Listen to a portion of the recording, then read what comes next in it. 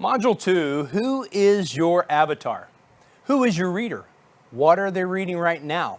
What podcast are they listening to? This will help you identify who is already influencing your target market.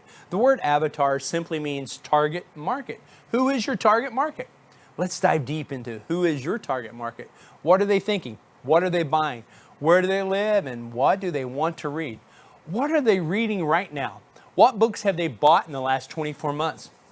Knowing the answer to these questions will help you know how to craft your book and deliver it with precision and finesse. Our goal, remember, is to get a total stranger to buy your book for 20 bucks.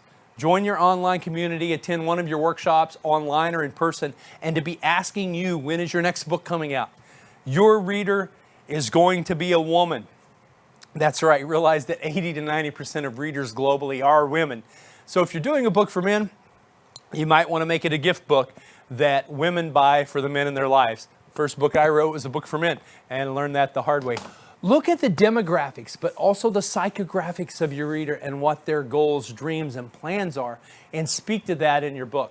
Demographics deal with age, gender, location, ethnicity, religion, income, whereas psychographics go deeper. They deal with priorities, beliefs, motivations, things like that. Design your chapter titles and your table of contents to give your reader what they're looking for. Finding more time in your day as a single mom. Dating again after divorce for women over 35. Repairing your credit after divorce for women. Be very specific. Number 2, not only are your readers women, your readers live outside the U.S. Powerful fact you need to know as you write your book that 76% of readers that buy books in English buy and read your book outside of the U.S. Knowing this will play a key factor with each opening chapter hook, the way you write your storyline, how you transition, how you apply your call to action, and the illustrations and stories you use in each chapter. For example, using an illustration from a movie or television show might work for a U.S. reader, but someone living in South Africa may not have a clue on what you're talking about. Take a minute now and fill out the worksheet, Who is your avatar? And come right back to this video when you're done. Okay, you filled out your avatar target market worksheet and you have a better understanding of who your reader is. Can you see how this will affect your title and subtitle and even affect the way you market your book now? Before it's ever done? Do you get some direction on how you want to structure your chapter titles, also known as your table of contents? The more actionable, practical, and tangible the results are, the more the book will sell. When it comes to nonfiction books, that is only about 30 to 40% of the world's book sales, but here's the secret. The top selling category of nonfiction is how-to books.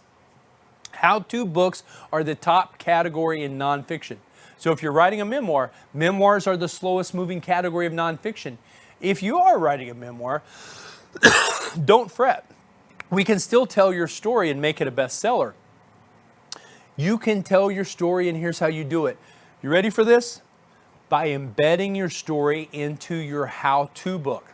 For example, 5 pillars to keep you from getting rocked, or the 3 keys to success during a crisis, or the 7 habits of highly effective people. You see where I'm going with that?